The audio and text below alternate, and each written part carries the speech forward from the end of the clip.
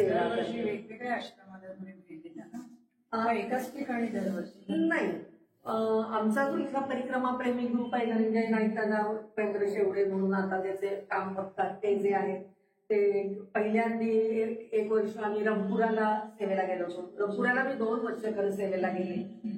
त्या गावाच्या माध्यमातून एखादी जागा मिळते आणि तिथे आपल्याला सेवा करायला आपण इथलं भांडी काही सामान तिथले दुकानदार बांधलेले असतात त्यांच्याकडनं आपण ते खरेदी करतो. तिथे भाजी दूध घेतो आणि आपण तिथे सेवा देतो.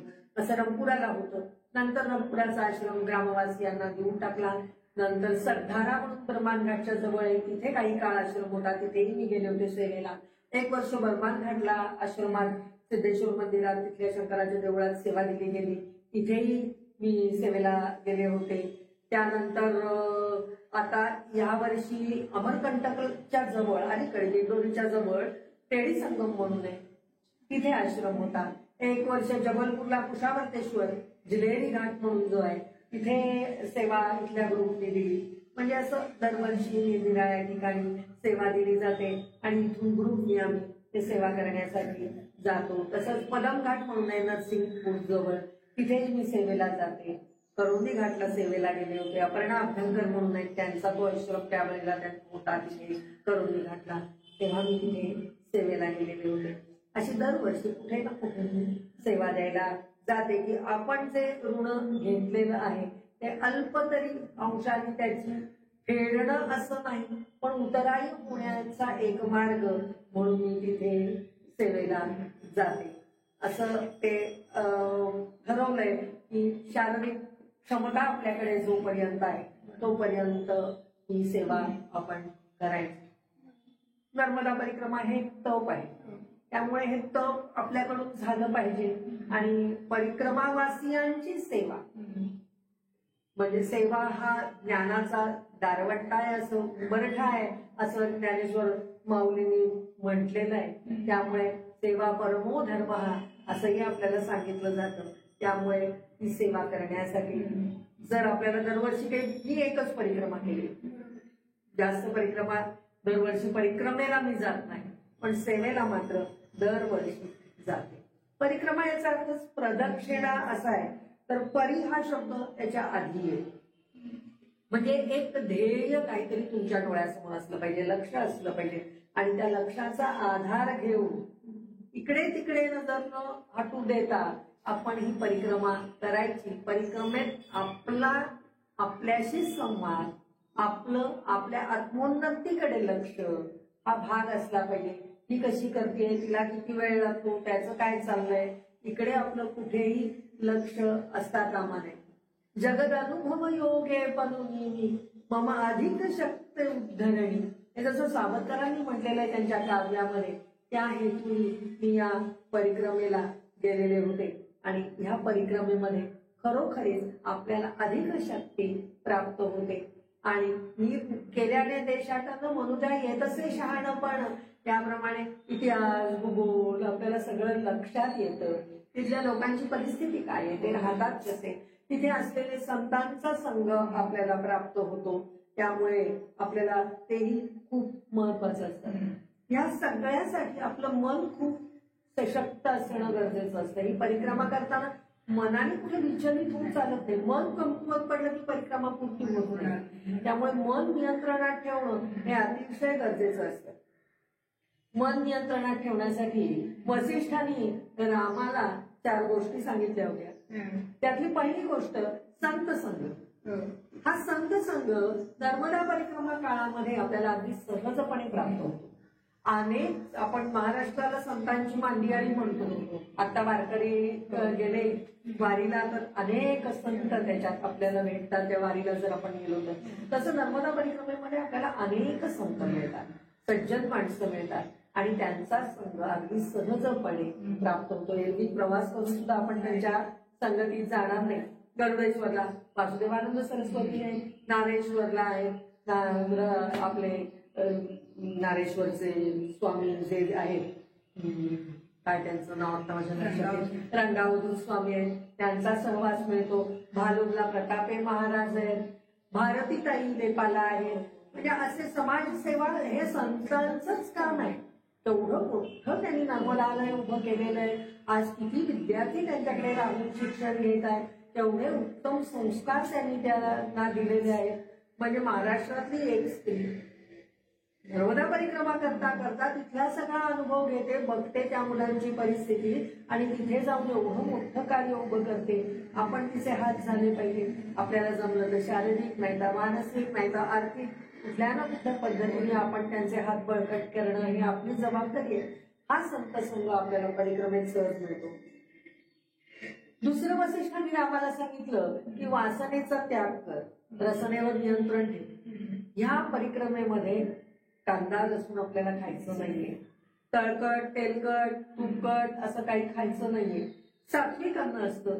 त्यामुळे त्या आपल्या रसनेवर जिभेवर आणि मनाने मैयाच्या चरणाशी आपण लीन असलं पाहिजे आणि ओठावरती मैयाचंच नाव असलं पाहिजे. त्यामुळे आपलं हे नियंत्रण आपोआप राहतं आणि वासनांवरचा त्याग आपल्याकडून केला जातो. मला हे हवंय हा भाव तिथला निघून जातो. घरनं निघतानाच मुळे सगळा संघ सोडून आपल्याला जायचंय तिथे. काही काळ तरी डिटॅचमेंट जी आपण म्हणतो, आपण सगळ्यात आसक्त होतात का माझं घर, माझी मुलं, माझी नातवंड, माझा संसार, माझं सुख, माझे सर्टिफिकेट्स, माझं सोनं, ह्या सगळ्यातनं बाहेर पडून सगळ्याची आसक्ती सोडून आपलं काहीही नाही. आपला देह इतका क्षणभंगूर आहे. तिथे आपल्याला त्या मरणाची जाणीव होते की अरे जर मृत्यू मला उद्या येणार असेल तर मी काय मिळवलंय आतापर्यंत, मी देवाला जाऊन काय हिशोब देणार आहे की मी काय केलं म्हणून. कुठलं माझ्या नावावर क्रेडिट काही आहे का? आज मला जगायचं असेल तर माझ्या बँकेत अकाउंटला पैसे आहेत, त्याच्यावर मी जगू शकते. पण ह्या जर मला सोडायचा आहे लोक आणि दुसऱ्या लोकात जायचंय, आता एका देशातून दुसऱ्या देशात जाताना सुद्धा करन्सी बदलते.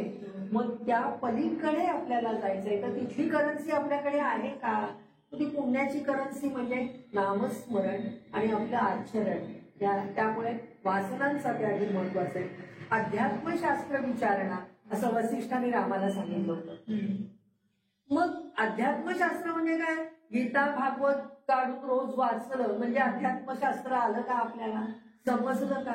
तर ते तिथे प्रत्यक्ष आचरावं लागतं. माझ्या बरोबर चालणारी एखादी तिची बॅग घेऊन चालू शकत नाहीये, थोडा वेळ मदत म्हणून मी तिची बॅग घेणं, हे आचरण पद्धती तुम्हाला जी आहे ते आपोआप.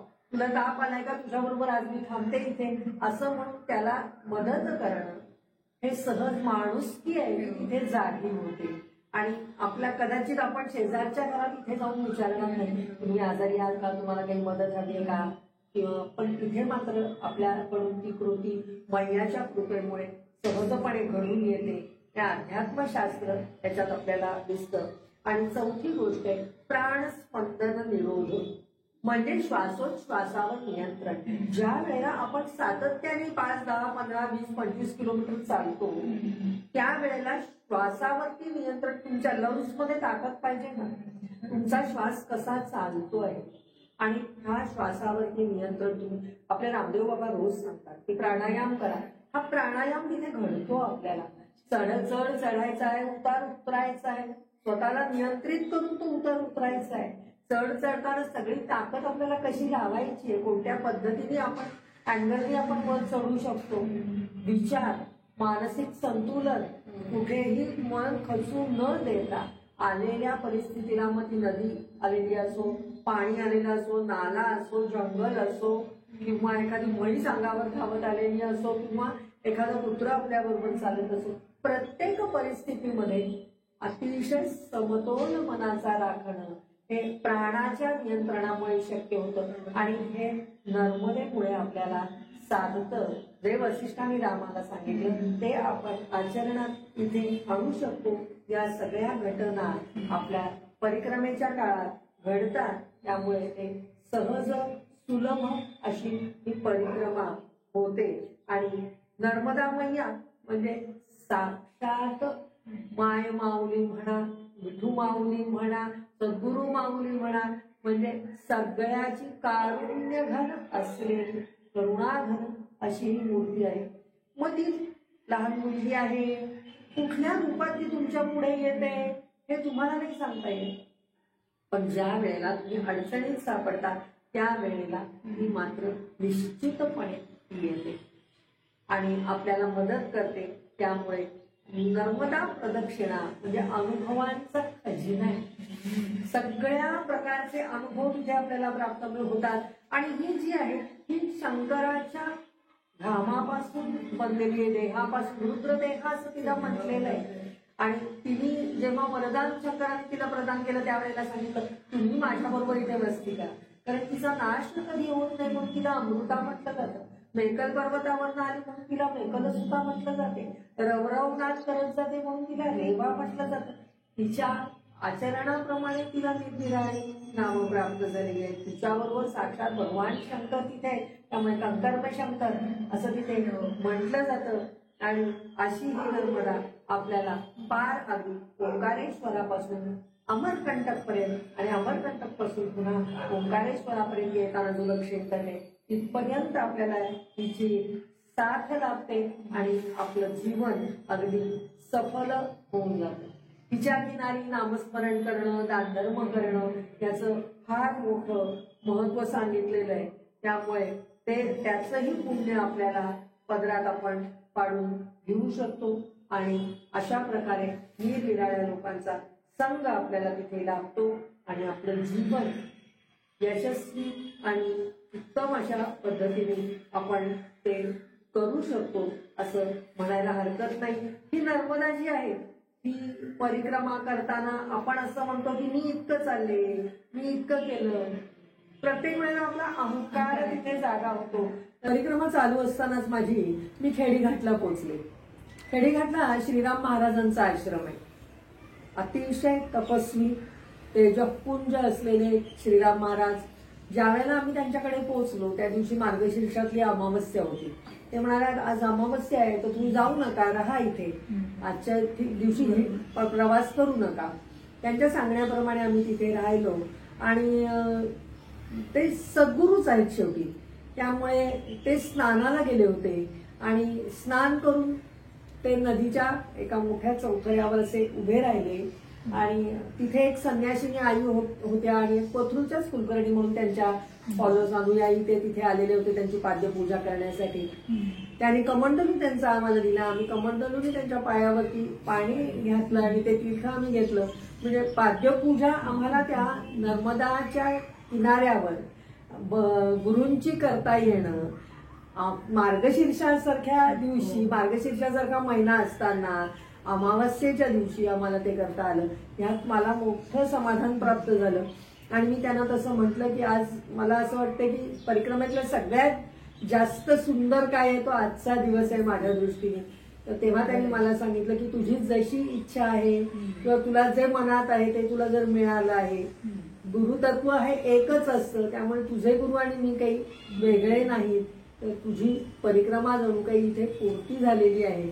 आता ह्याच्या पुढे तुला जसं जायचं तसं तू वाहनाने जा किंवा आणि काही कर, पण तू पूर्ण कर परिक्रमा आणि लवकर घरी परत जा, अशी त्यांनी मला आज्ञा दिली. म्हणजे एक गुरु आपल्याला जेव्हा सांगतो की तुझी परिक्रमा पूर्ण झाली आहे तर त्या सगळ्या परिक्रमेचं पुण्य त्या दिवशी मला गुरूंच्या पाद्यपूजनाने मला प्राप्त झालं, असा भाव माझा निर्माण झाला. आणि आजही माझ्या मनात तीच श्रद्धा आहे की महाराजांनी सांगितलंय की झालंय तुझं सगळं यथास्थित झालेलं आहे, तू आता बराबर जा, संकल्पपूर्ती कर आणि घरी परत जा.